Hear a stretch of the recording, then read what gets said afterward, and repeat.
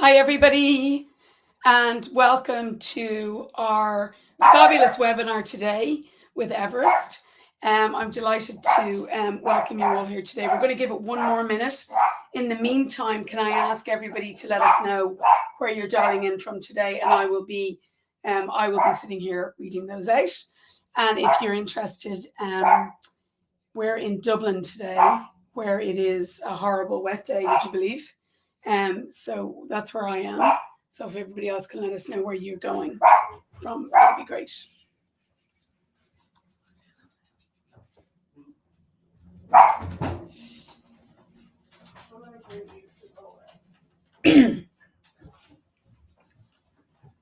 Okay, great. All right, we're going to get started. As you can tell, I am not Dr. Michelle Teo. Dr. Michelle Teo is sick at home at the moment, watching us on this live stream, I'm sure. I'm Tara O'Sullivan. I'm the Chief Marketing Officer at Zevo, and I'm delighted to welcome you here today. This webinar is one I'm really looking forward to because it involves two things I'm really passionate about. One is genAI and the other is Content Moderators. And so I'm delighted to welcome Abhijnan Dasgupta, who's the Practice Director in Everest. Abhi, welcome to the webinar. And you're going to be talking to us today about a whole range of moderator well-being in the age of AI. So I am delighted to welcome you here today. Yeah, thanks, Tara. Lovely to see you, and welcome everyone. Very, very excited to talk about a topic which, is very close to my heart, and also very, very pertinent. Right? I mean, I remember 2 or 3 years back, right, when we first started on this journey of trust and safety in terms of providing research on trust and safety. We quickly realized that we can talk about trust and safety, but none of that would be very meaningful if we don't talk about moderator well-being, right? And it's very heartening to see actually that moderator well-being has kind of progressed from being one of those things that you kind of have to do if you are in trust and safety to something that you must absolutely do if you want to be in the business of trust and safety, right? Absolutely. Yeah. So and I think we're seeing a huge change there, right, Abby, where we're seeing people, rather than they're treating it as kind of a requirement and a margin line, they're recognizing how important it is to the core. Now, obviously, moderator well-being has changed exponentially in the last couple of months since we had the onset of genAI. So I am going to hand it over to you for a little while, and then I'm going to ask you some questions along the way so we keep it interactive. Speaking of questions, we really want people to ask questions in the comments section. Sarah will remind you, Sarah's in the background, she's going to remind you, everybody, towards the end of the session to put questions in there. So if you have any questions, please let us know. Abby, over to you. Right. Thank you so much, Tara. Yeah, so actually, let's first start with why do we even need moderator well-being, right? I mean, what is it that kind of drives moderator well-being? And, obviously, I mean, this is not something new, but it's kind of important to remind ourselves every single day what moderators go through, right? And whether it's in terms of filtering harmful content such as harassment or being exposed to graphic violence, CSAM, hate speech, you take your pick, right? Every single day, there are number of moderators all over the world being exposed to this such offensive content, right? And obviously it takes a toll, right? So I mean, if you look at it in terms of the toll, right, I mean, whether it's vicarious trauma or psychological damage, emotional distress, anxiety, burnout, right, there's multiple effects that this has, and obviously which means that there is a very, very huge need to provide that intervention so that this kind of content doesn't cause, I would say, long-term damage, right? And the other thing to think about is the fact that it's not a service which is optional, right? I mean, obviously, you probably put your hands up and say, salute to the people who are doing this, but also realize that if today or tomorrow the company suddenly decide that, oh no, we do not want to do content moderation anymore because it causes so much harm, right? I mean, it's just going to fall apart, right? And the way we look at it at Everest Group, once someone had asked us that, how do you define trust and safety, right?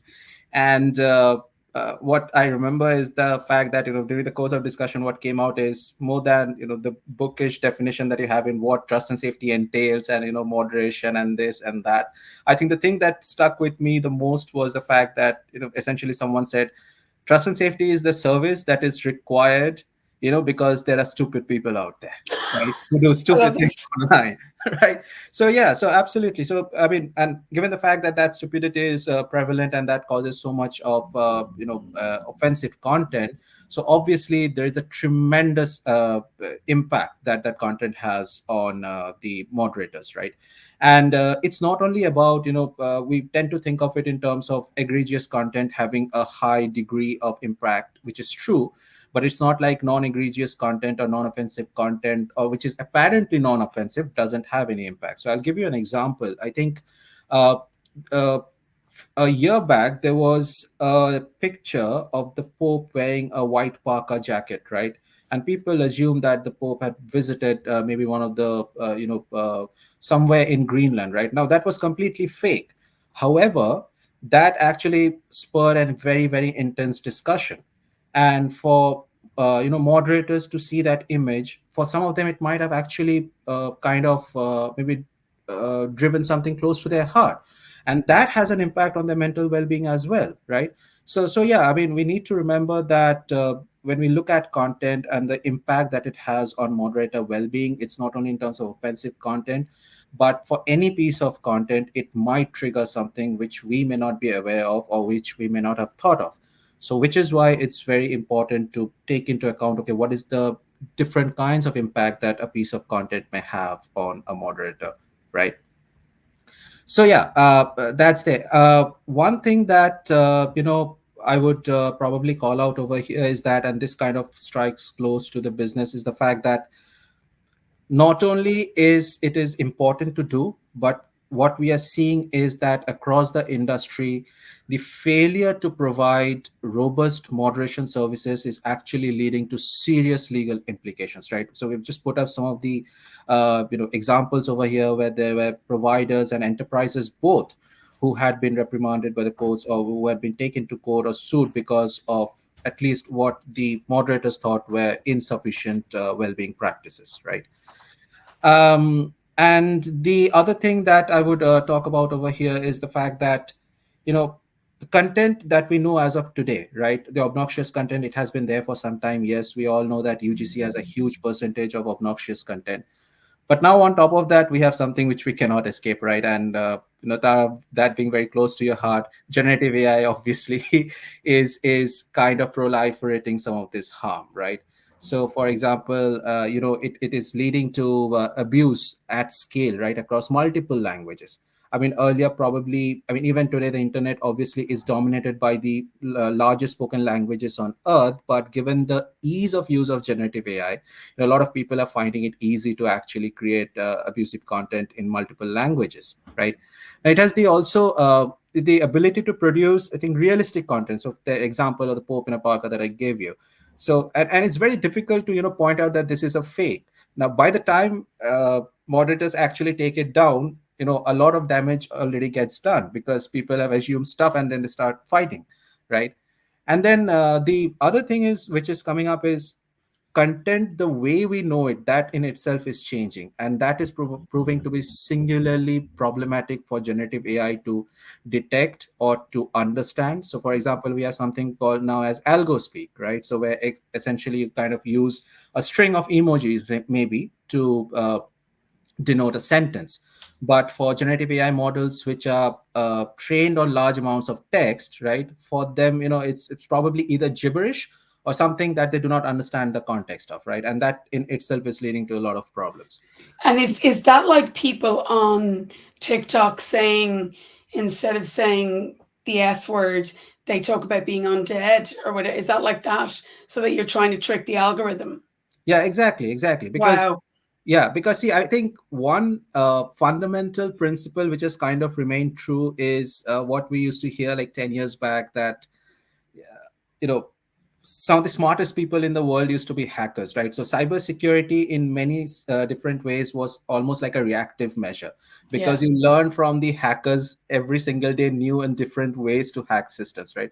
So it's the same thing over here. I mean, every single day moderation, I mean, companies who provide moderation and moderators are learning of different ways where people can game the AI or the game the System. Yeah. systems, right?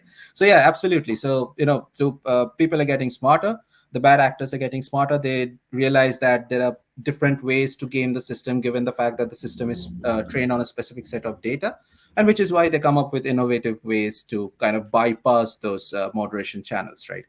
So And all in, Abby, sorry, one question real yeah, quick. sure. Given the amount of generative AI content that's coming at us, right? So there's some research that says what we have today is 1%, like 1% is going to be human. 99% of what's going to be on the internet is going to be generated by Gen AI or some kind of AI, right? Even if there's a human behind it.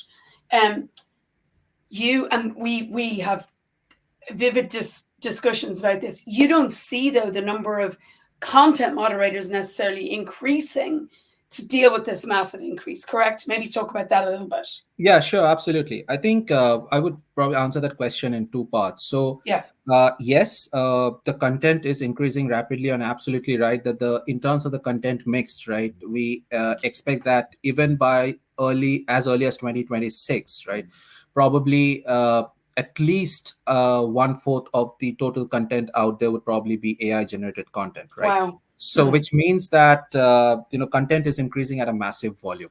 But what is also happening simultaneously is the fact that generative AI and other AI engines, as moderation engines, are also becoming stronger. So, Exactly. which means that, I mean, and look at it. I mean, in an ideal world, you would want to automate this entire process, right?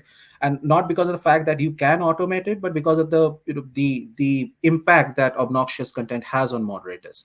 But the truth of the matter is that AI, even as of today, doesn't understand context as well as humans, right? So, which means that the humans will always have a role to play. However, having said that, obviously, more and more enterprises and providers are trying to automate moderation as much as possible.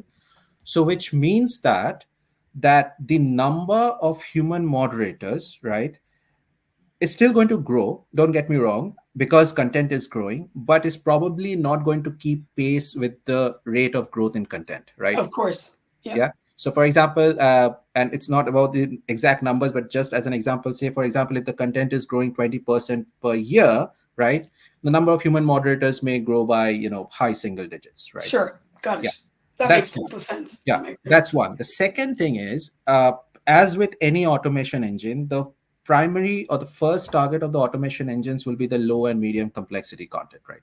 Even today, the likes of a Google or a Meta, they moderate 99% of the low complexity content using automation engines, right? Yeah. And that's going to go up even further. The next target will obviously be the medium complexity, which means that for a moderator, in terms of the content mix that person is going to deal with every single day, the the percentage of obnoxious content within that content mix will be even higher, right? Yeah. So, which means that the impact that that content queue is going to have on them is going to be higher than what it is today, right? Exactly. Yeah. Because they will be exposed more and more to obnoxious content, right? And the percentage of, let's say, time offs or kind of like a relaxed period where they're seeing maybe more regular non-harmful content, that time is going to reduce further and further, right? So I think in terms of the impact, those are the two things that I would say, that there is going to be an increase in number of moderators, but not at the rate at which content is increasing, and that the content mix that these moderators are going to work upon on a daily basis are going to shift heavily in favor of the obnoxious content. Great. Thank you. Right. And, the other thing that I wanted to also call out is the fact that, as far as generative AI is concerned, also do realize that it has the capacity, or due to the obviously the creativity of the people, it has the capacity to create new types of content, which we are not even aware of today, right? So the impact of those kind of content is still unknown.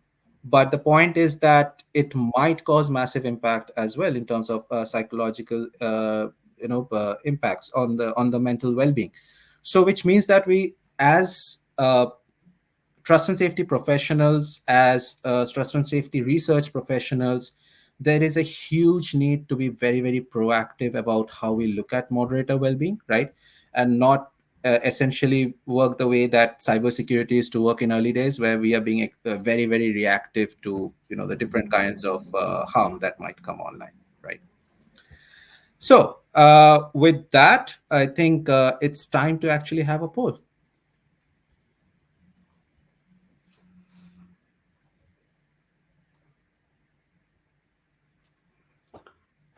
So this poll is about which content type will grow the fastest with generative AI. And you can get this at slido.com on number 3681194. And basically, we're looking for which one do you think is going to grow the most. I'm sure you have opinions about this, Abby, about what you think is going to happen, right? Right. Yeah, for folks, I think you probably need to scroll down a bit if you want to see the fourth option. Oh, yes, that's right.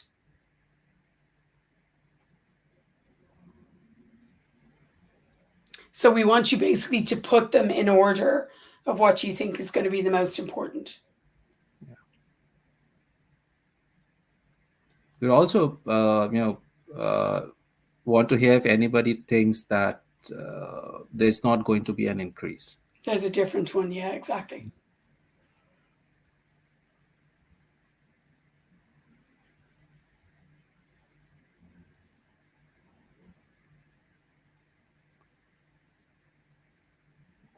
Okay, we're getting there.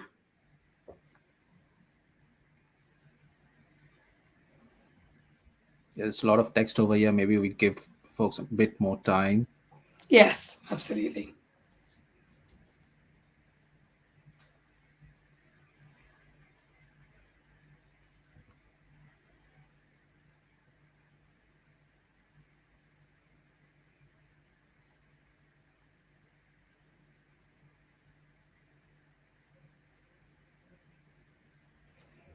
So, Sarah, can we look at what's number one at the moment, please? Followed very quickly by, okay.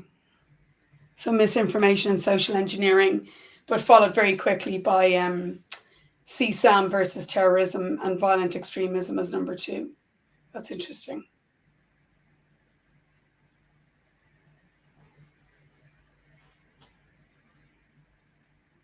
Great. Okay. I think maybe we can close the poll in 5 seconds. Oh, yeah, we closed it. Okay. Right. Yeah. So let's see what we have to say about it. So we conducted a research actually on the different kinds of harmful content that is getting proliferated due to generative AI. Obviously, it's not an exhaustive list. There are like at least 20 other different kinds of harmful content that you can think proliferating due to generative AI. So, for example, financial frauds and all. But we wanted to look at these some of these categories, which we know for a fact has a huge impact on the moderator well-being. And what we saw was that essentially, at least the forecast is that misinformation and spamming, fake reviews, these are probably going to grow the fastest, right? Whether or not they become the single largest categories in terms of the total volume of content, that is still up for debate, but they're definitely going to grow the fastest, followed by CSAM, hate speech, cyberbullying, and adult nudity. And terrorism and violent extremism, yeah, is probably going to follow them. Sorry about the the misalignment in terms of the graph, but yeah, that's there. The other thing is that what we're also seeing is the other thing about generative AI is that it's not only proliferating the harm, but it also adding more and more complexity to that harm, right? So for example, uh, spam bots have been around for some time, but spam bots created using generative AI, they've taken the game to a whole other level. In fact, I can tell you that I think last year there was an incident around a financial fraud case where a person was kind of tricked into attending a meeting with who he thought as were the senior stakeholders of a client organization. and they had a regular business discussion, and that resulted in a transaction of a significant amount of money, only to then realize that he has been tricked, right? So yeah, people are getting innovative at a very large scale, and generative AI is kind of because of the ease of use, they're able to do that. So yeah, so in terms of the added complexity, what we also feel is that misinformation and CSAM are probably going to become extremely complex, right? In fact, the US elections have been billed as the first AI elections, right? And everybody is on guard that there is probably going to be a huge usage of generative AI for creating misinformation and disinformation, right? So yeah, absolutely massive potential of generative AI to both increase the volume and complexity of online toxic content. And it happened in the midterms, right, where there was an audio message sent by allegedly President Biden saying, "Don't bother voting in the midterms. Let's hold it for November." And it was his voice and everything, but it was an AI. It was an AI recording, which is just Yeah, incredible. absolutely, Incredible that they were able to absolutely. do that. Uh, Yeah, amazing. Absolutely. I mean, the Russia-Ukraine war, obviously, people have very strong views about it. There were images that were circulated. I mean, there were so many fake images circulated, I but some of know. them were so realistic. I mean, it was very, very difficult to, figure out the fact that it was a deep fake, including, pictures of President Putin meeting with the president of China. That's And right. yeah, and picture, it seemed pretty, how do I put this? It seemed pretty innocuous, right? Yes. uh, and people didn't realize that it was absolutely fake, but the impact that it created, that okay, maybe Russia and China are coming together in this war. So a Yeah. lot of theories floating around, right? so Absolutely. Yeah. so so yeah, it created a massive impact. So yeah, so both volume and complexity is going to increase due to generative AI, right? Okay. Before I get into this, just this is a quick question from my side. Please feel free to put in your answers in the comments. When we think of the well-being life cycle, right? So, like, what are the kind of interventions that companies put in for well-being of employees? Uh, where do you think, or how many stages do you think are there in that life cycle? So obviously, when a person is employed at an organization, definitely well-being interventions are going to be there. That is but obvious. But other than that, how many other stages do you think are there? Tara, you'll have to help me with the answers if Of course. any.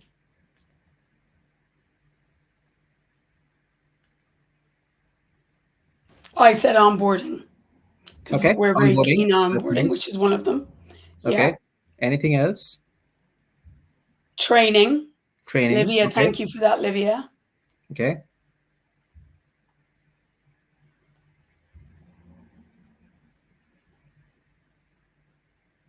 Any other ideas out there about where we would use it?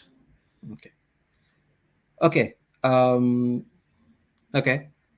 Well, what might be more interesting to actually ask is, when we speak to organizations about well-being interventions, what do you think is a stage? And Tara, this is actually for you. I mean, obviously, it's open for the audience as well. Anyone can answer, but I must ask this as well.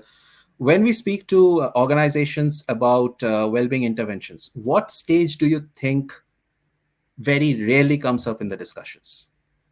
Like, people I don't even think about it. I would say Joe, who put in after leaving. Exactly. Is that right?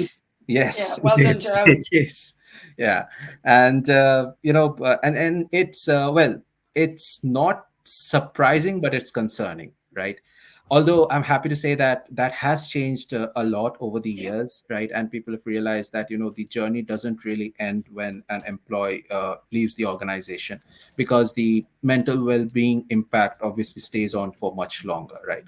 But yeah, thank you to everyone who has answered. So yes, so basically, obviously, there might be a lot of sub steps within this, but we see four major phases within this life cycle: pre-hire, we see onboarding, on the job, and post-exit. Right. So pre-hire, it's more about having very, very clear and realistic job descriptions. In fact, we did a study with some of the job descriptions that we saw on LinkedIn, on other job websites. in regards to moderator role. And what we figured was that it was kind of like a mixed bag. So there were organizations who had an extremely clear, well documented, realistic job description, with in fact some of them had potential risks also mentioned in there, that if you take up this job, this entails doing XYZ, which can cause you maybe ABC harms. And then there were job descriptions which essentially did not do a very great job at it, right? But yeah, having a very realistic job description is one of the very early well-being intervention that you can do. The second is in terms of resilience and behavioral assessment, right? So it's it's less about how resilient a person can be, but it's more about putting a person maybe through situations and seeing that, okay, what are the kind of interventions that that person might need to build up their resilience, right? So yeah, that is the kind of behavioral assessment that is done, because doing or conducting a test around how resilient a person can be is actually kind of well, studies have shown that it is kind of pointless, because a person will obviously react differently to different situations, right? And resilience can actually be built through proper Correct. coaching and proper interventions. Exactly. Yeah. The other thing that it is done is bias assessment. So how quickly can people detect bias. Also the fact that, are you a person who has very very biased opinions? Now do realize that we as human beings, if all of us have our own biases, right? But if the biases tend to be extremely strong one way or the other, then obviously organizations try to uh, the way they try to deal with it is having people maybe moderate that kind of a content which kind of relates to their bias, right? Because otherwise what happens is, if you're seeing a content which probably goes against your view, right, and you feel very strongly about your view, then yeah, it can cause you a lot of mental distress, right? So yeah, and then there are other things like decision making and language assessment, health checks. Similarly, on the onboarding side, you have right around process training. So yeah, thank you for whoever mentioned training. You have a lot of resilience training, well-being onboarding, right? Your role-based training. The role-based training actually is very important, because uh, you know moderators might play multiple roles even throughout the day, rather, I mean, let alone their time within the organization. So at one point in time, they might be looking at obnoxious content cues. At another point in time, they might be looking at policies. Another point in time, they might be managing a team of moderators, right, and liaising with the client. So role based training becomes very important. Phased exposure to sensitive content. Yeah, it's kind of obvious that you do not suddenly bombard a person with obnoxious content from day one. Tools, yes, and tools actually both on the onboarding and on the job portion. Tools obviously are very very important. We're going to talk about tech led interventions in more detail. Psychoeducation and yes, coping workshops. Yeah, these are also very important. We are seeing a lot of organizations adopt this.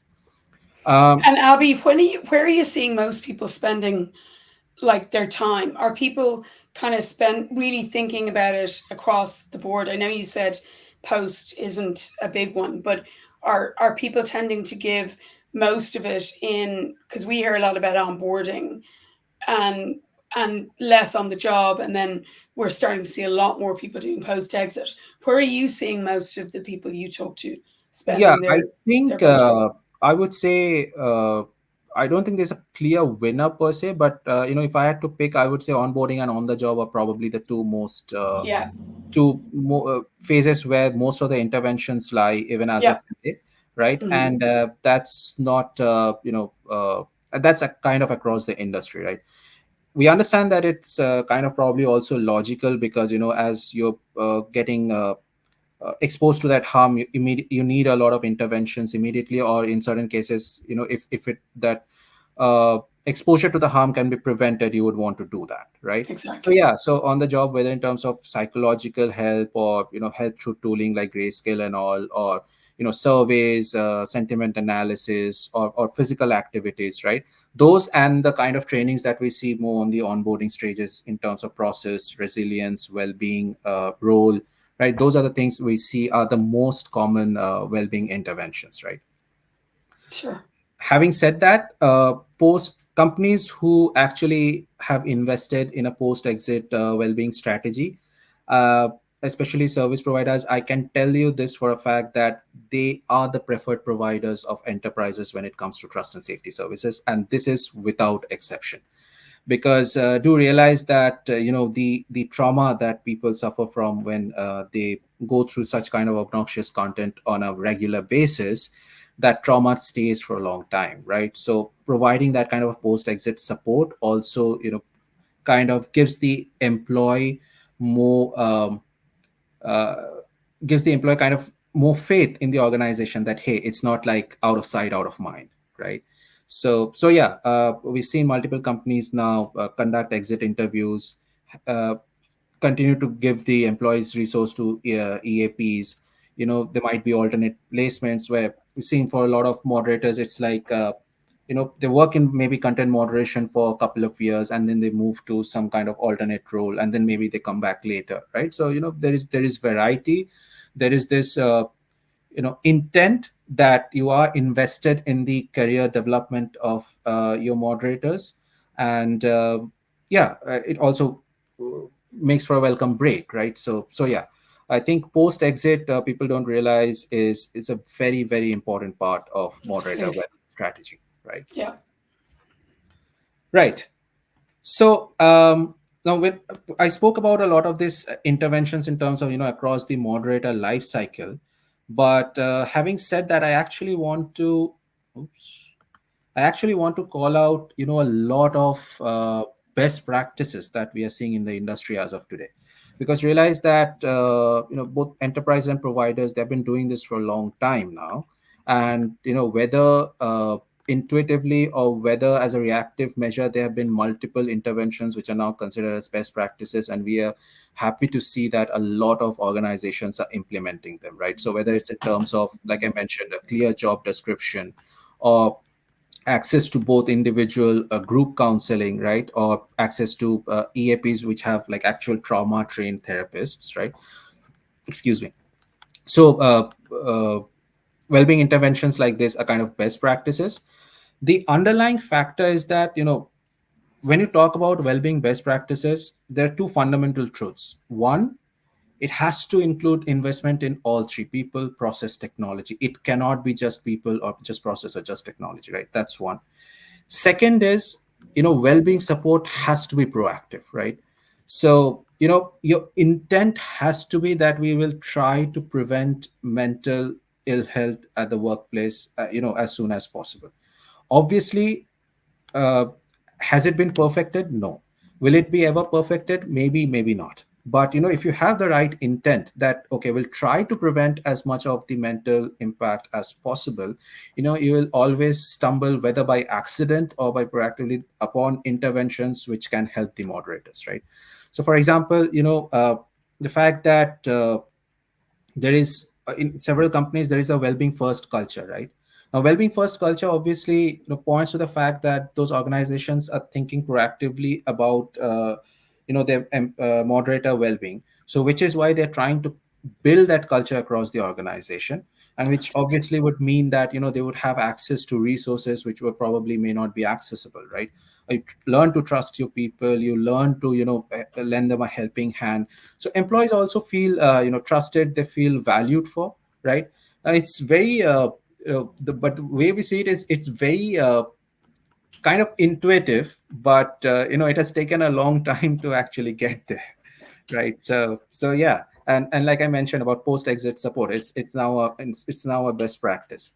uh, and obviously this is based on the learnings of multiple years of moderation work, as well as the fact that trying to forecast what the different kind of harms that might come up in the future.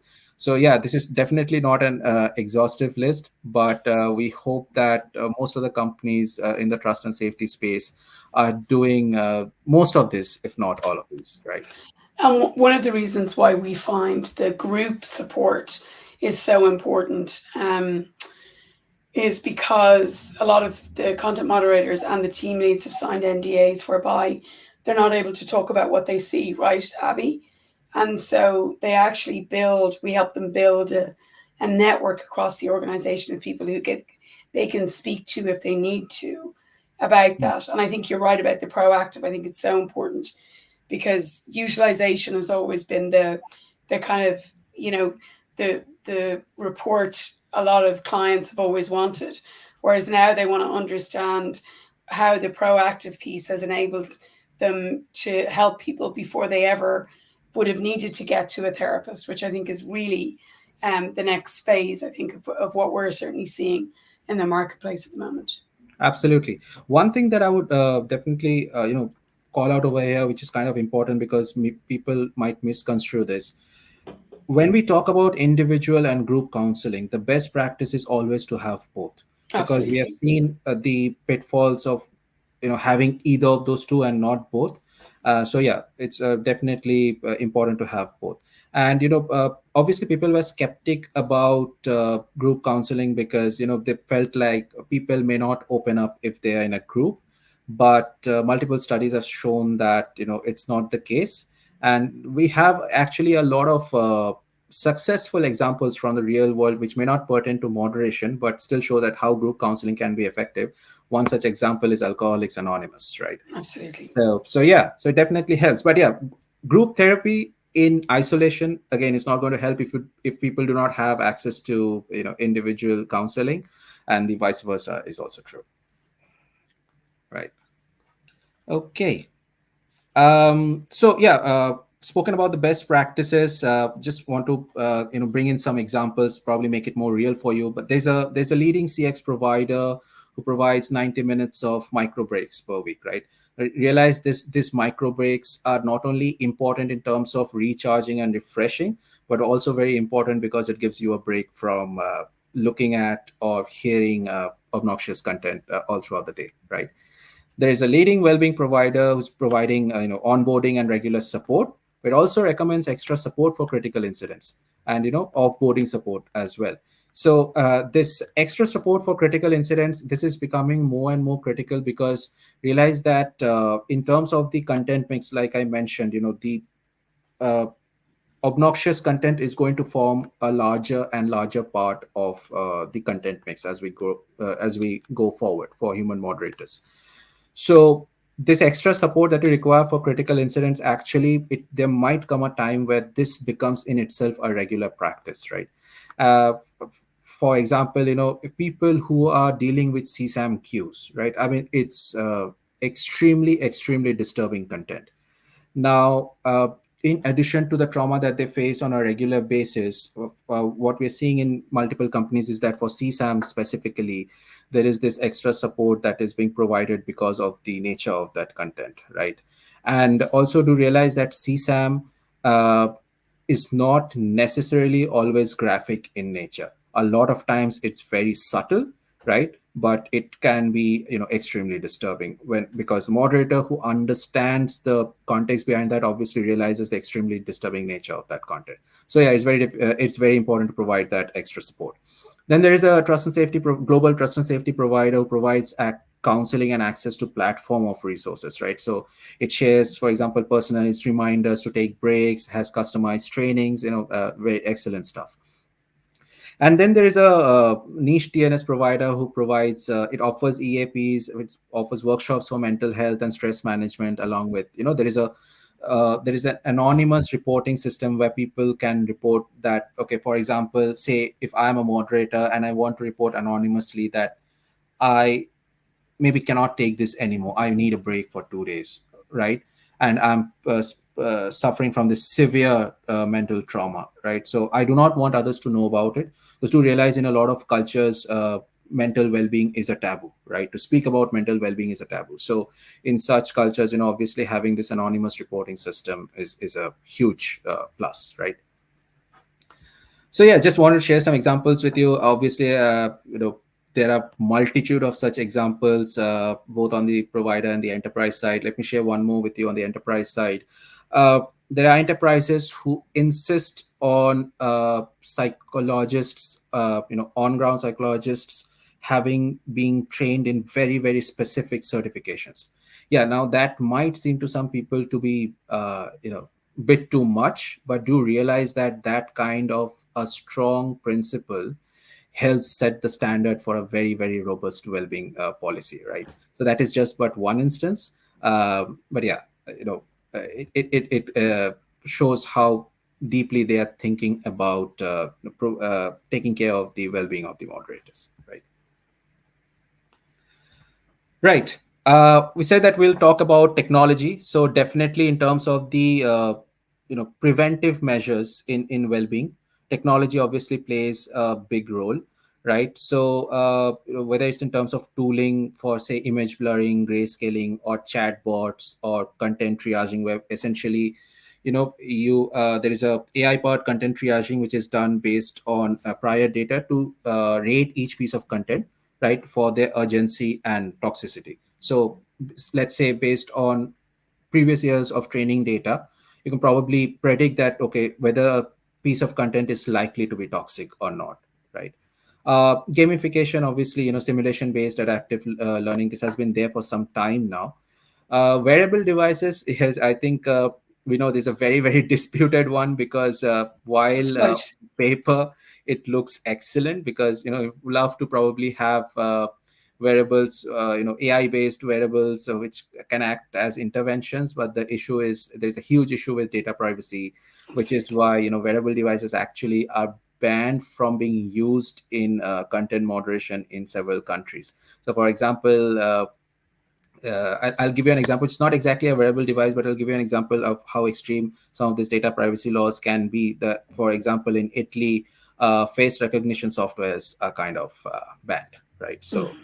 yeah, and then there are AR and VR interventions as well, which I think they have a huge capacity to kind of completely alter well-being interventions, and they have a massive potential to act as early interventions, and they're fun, right? So for They're example, great. a couple of days back, I was using one of these VR headsets to play virtual cricket. Yeah, I did end up, banging one of the doors in my house, but yeah, it was fun, right? So, so yes, there is Yeah, massive potential. it's I'll, incredible. And there's actually a company in Dublin called VStream who work with, they worked with a BPO and Content Moderators, and they did a really simple VR headset around the end of the day. So let's say you finish your shift at 5, you go in and put on the VR headset at like 20 minutes is what they need. And it stops the images you've seen all day or the sounds you've heard all day going into core memory. It's incredible. And there's like a 70% reduction in stress. People felt they were walking away from the office or the desktop like free rather than still thinking about it. It's incredible what they're right, doing with right. VR and AR at the moment. It's incredible. Yeah, absolutely. There's one other example that I would give, and I think this is something that we frequently come across as a question, that chatbots in a way are kind of old news, right? There have been chatbots have been around for a long time. What people are looking at, and this is not specific to content moderators per se, but more around the mental health industry as a whole, is the use of personalized AI assistants for mental well-being, right? So think of it maybe like Siri, your personal Siri for your own mental health, right? So yeah, those are the kind of technology interventions that are kind of coming up. uh, can they replace human psychologists? The answer is no, right? uh, should they replace human psychologists? The answer is no. So in fact, if you look at a lot of the content moderation, sorry, the moderator well-being policies of the enterprises, when they partner up with providers, uh, you know uh, one of the things that they mention within the contract is, irrespective of whatever well-being interventions that you have in terms of tools and processes and all, you absolutely must have trained psychologists on the ground, right? And yeah, they don't do it for fun. They do it for the fact that that human touch is kind of invaluable. But that doesn't mean that you cannot use technology. In fact, I can give you this example that my wife, she's a psychiatrist with NHS, and they have started using AI in a at least they're taking baby steps, right? But she's very, very excited about the limitless possibilities of AI in acting as her assistant in providing mental well-being to other folks, right? So yeah, just wanted to call that out because I know as soon as we talk about technology, the first question that comes up, just like with moderation, are they going to replace people? Exactly. Yeah, yeah, absolutely. Right. Yeah, future of well-being. So we talked a lot about what the current scenario in well-being looks like, and what are the kind of different interventions that companies are doing, what are some of the best practices, where content is headed, and how companies are thinking about the impact that these different kinds of new content or content with added complexity will have on the well-being of moderators. But it's time now to look at the future, right? Because it's important, like I've mentioned, being reactive is good, but it's not the best policy, right? So being proactive, thinking about what the future of well-being holds, how can we make it better, absolutely, it's a very important discussion, and I think it's time for another poll. Okay, Sarah.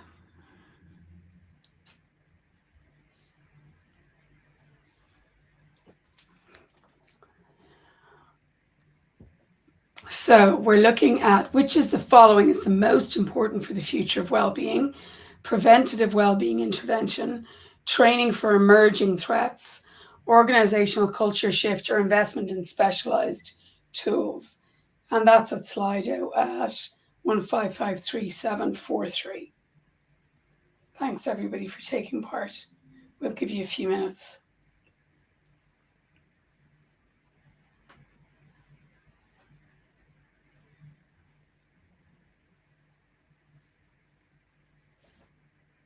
Okay, we're neck and neck. It's really interesting, the preventative piece. Oh, organizational cultural shift, that's a really good.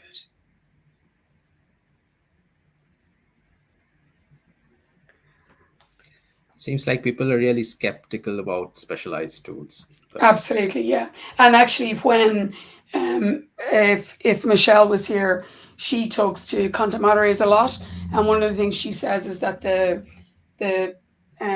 tools that are blurring and the reducing the audio or whatever it is, trying to grey out things, can be difficult for them to actually. It slows them down sometimes. So it can be difficult to get the content moderators to use them sometimes. So Yeah, okay, I think we're at preventative well-being intervention at 67%, Abby, and organizational cultural shift at 33%. interesting. Oh, um, 71 and Training. 29 now. Very Yeah, I think interesting. nobody thinks training is as important as the other two. Yeah, So is the case with tools. But yeah, I'm not very surprised to see about the tools, right? We all understand, it's in a way healthy to be skeptical about tools, because then that kind of puts you in a position where you will think of all the pros and cons before you implement something, right? So yeah, but yeah, but the thing that I'm surprised to see is that nobody thinks training for emerging threats is important. I'm guessing it's probably because of the fact that it's very difficult to predict emerging threats, exactly. right? Yeah, yeah. How would you train for October 7th? You know, how would you have trained people for that? It's incredible. Right. Okay, I think we can close the polls. Thanks, Sarah. Right. So well, there are no right or wrong answers in terms of what it shows, because honestly, if we had an option of all of the above, that would be the right answer. So if you look at it, in terms of the future of moderator well-being, it requires all of this. So it requires preventive intervention, it requires research-based support, it requires hybrid well-being intervention, it requires training for emerging threats, learning from other high risk areas. This is actually a very interesting example that I'll give you in a minute. Investments in specialized tools, yes.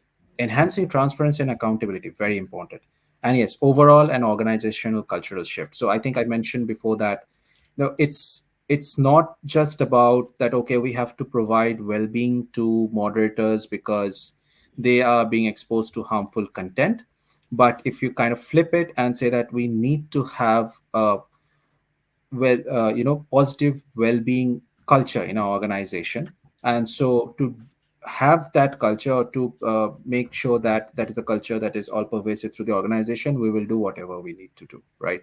So that kind of plays into that. And yeah, so just talking a bit about hybrid well-being, I think it's about the fact that you complement human based well-being with technology interventions. So Tara, to your point around some of these grayscaling and blurring tools kind of reducing the productivity, yes, we have heard that from a lot of organizations. So I think what is important over here is, which organizations are doing, is sit down and understand, without blindly implementing tools, sit down and understand what is it exactly that is going to help the moderators, right? And if it so happens that blurring and grayscaling are tools that are an absolute must for the greater well-being of the moderators, then you need to kind of bake in that slowdown in efficiency Exactly. in a That's moderator exactly the point. practice, Yep. right? Because 100%. Yep. cannot have it both ways, right? No, exactly. You can't have the really high productivity if you want to keep people safe. Absolutely. Yeah, exactly. The other thing is that I spoke about the enhancing transparency and accountability. So that transparency and accountability again has to happen at an aggregate level, right? Regarding interventions and effectiveness, there's really no point of hiding, if something went wrong, right? Right, and what the consequences of those were, because realize that as you share, you also learn. Well-being is one of those areas where there is really no winner in the industry. The more you share with others, the more everybody learns, and it helps elevate everyone in the industry, right? So yeah, it is one of those areas where there can be either a win-win or a lose-lose. There is no, like we see in some of those gamification economics. Yeah. So yeah, sorry, Tara, you were saying something. No, I was just going to ask you. So, if you were to think about the one that you see coming out above anything else, if you were thinking about the people who are watching, the two or three things they really should be focusing on this year, which ones would they be? I think well, Tara, again, I'd probably answer your question in two parts. So, one thing which people should always focus on, and is not going to happen in a year, but should be a focus every single year, is the organizational cultural shift. And the preventive well-being interventions kind of link to that. That you have to have this positive well-being culture at your company, right? If you don't have that, then you'll always run into a situation where well-being is just another maybe cost center for you, right? And you would want to drive hard as many efficiencies as you can, but which doesn't really result in higher business for you, right? It's so true. It's such Yeah, an important element. And people think that they're just talking about the content moderators. Some people don't even think about it from the trust and safety team, but it's actually the overall organization. It has to be. mm, Otherwise, like you say, they're living in that organization every day. They're not going right. to feel like it's part of what Yeah, they're being offered. It's so true. true. The one thing that I would call out, like you asked, that you would want organizations to, or I would want organizations to focus on this year, Yeah. is trying to learn from other high risk areas, right? Now, I'll give you an example. There is a provider who commissioned a study on how other organizations who own large factories, right, deal with the well-being of folks who work on the factory floors. Now, yes, Oh, that right. that is not may not be exactly a mental well-being challenge, but do also realize that where there is a high risk of physical harm, mental well-being kind of follows, right? Absolutely. So it was a very interesting study, and unfortunately that study is not public yet, because due to obvious reasons. But yeah, they took their learnings from that, right, and they kind of applied it to their own well-being program. So Mm, yeah, we should definitely try to learn from other high risk areas. They can have a lot of learnings for us. The one thing which I would want to call out over here is, having this kind of an approach is not optional, it's kind of mandatory. And yeah. I'll give you a very simple reason for that. our own study shows that service providers with the most robust well-being practices have on an average gained more than 10 clients every single year, right? Wow. So that's a direct business impact, right? So yeah, it's not a cost center anymore. It's a center of having a very, very robust trust and safety practice. That's one. Second is what we are very happy to see, and it has been for quite some time now, not very new, but still it's worth calling out, is for a lot of enterprises, moderator well-being, when they're partnering up with service providers, moderator well-being is not optional. It's a hygiene factor. So Of if you course. don't have a robust well-being practice, client is not even going to talk to you, Okay, interesting. right? So yeah, so which means that should definitely have a very, very robust well-being practice. um and yes, of course, generative AI, how can we escape that? We have spoken about the potential of generative AI to cause a lot of harm. So yeah, it would be remiss of us if we do not talk about the positive potential of generative AI. It actually represents a significant opportunity to enhance moderator well-being. So whether it's in terms of proactive monitoring, sentiment analysis, predictive analysis, personalized well-being, take your pick. Personalized well-being, more than anything else, actually is proving to be a huge hit, because in personalized well-being, what the idea is that in certain cases you may not want, or in certain cultures you may not want to be seen seeking mental well-being support, right? Absolutely. So if you have a personal friend, right, who helps you with your well-being, why not? In fact, Mhm. there is this app, I think, called Visa. I may not, maybe getting the name wrong, but I think it's Visa. It's a mobile based AI friend kind of an app, which kind of helps you with you know uh, support when you're facing mental distress. Obviously, it cannot by regulation offer medication or psychological prescriptions, cannot be prescriptive with psychological interventions and all of that stuff. That is still in the realm of medical professionals, but it does offer a level of support, right? So it might tell you that, okay, probably you can look at taking a break from whatever you're doing for 50 minutes. I know it sounds pretty obvious, but do realize that for a lot of us, right, the millennials and the Gen Zs, a lot of us who find more solace in technology than actual human beings, Absolutely. actually be a very, very powerful tool, right? And they're more comfortable dealing with it Yeah, than they are exactly, dealing with the human beings sometimes. It's exactly, extraordinary. exactly. Um, Abby, this was fantastic. We have about 3 minutes left, and I could talk to you for another hour. We've got a couple of questions in which I'm Yes, going to go through really quick, if that's okay. yes, One of the absolutely. questions is, obviously, you talk to direct clients, the Googles, the Metas, the TikToks, as well as the BPOs who are working with them. Who determines the well-being requirements in the business? Is it the BPO decides for each of those areas, or are the large direct clients who are the bigger kind of users of content moderators really determining what the level of well-being needs to be? Yeah, absolutely. No, that's a great question.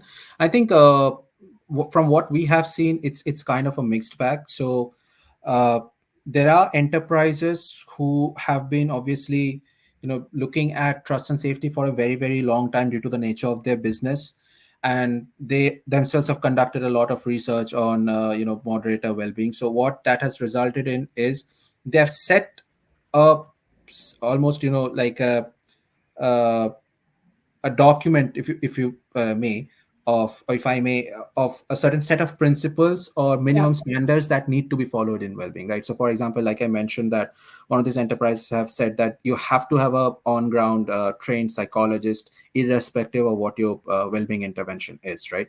So there is this set of minimum standards, and what we have typically seen is that providers, they build on this set of minimum standards, and then they implement interventions and stricter standards on top of that, and then they try to make it a organization standard, in the sense that if, say for example, company A tells them that you have to do this is the minimum standard, and then as a service provider you implement on top of that. Now, when you go to company B and company B says, okay, I don't have any standards, do whatever you must, it's not like you're going to, revert back to kind of some like a minimum standard or Of something. You're course. going to want to continue whatever you have, right, Yeah. as a best practice. So that's one set of enterprises. The other set of enterprises, which are typically some of the maybe smaller ones or upcoming, they don't sometimes have a defined well-being strategy, and it's not because of the fact that they are frivolent about it and they don't really care. It's because of the fact that they're very early in their trust and safety journey, right? Yes. So as they scale up, as the content grows, they realize that they need trust and safety. So in such cases, they rely on the service providers to come in with robust well-being interventions. And then through the course of that partnership, if they feel that there is something which needs to be worked upon or improved upon, obviously they'll pass on their suggestions. And the service providers, if they feel that those are relevant and can be worked upon, yeah, they will implement them. Right. Fantastic. Thank you, Abby. That's all we've got time for today. Thanks everybody who dialed in. It was great to see you here. Abby, thank you so much for joining us today. It was a phenomenal session with so much information. We will make a recording available, so anybody who wasn't able to make it, we'll get in touch with them. But thanks, Abby. Thanks, Sarah, for all your work in the background Thank you so much. on the production. Yeah, thank you so much. Thank you. It was lovely to be here. Thank you so much. Everybody have a nice day.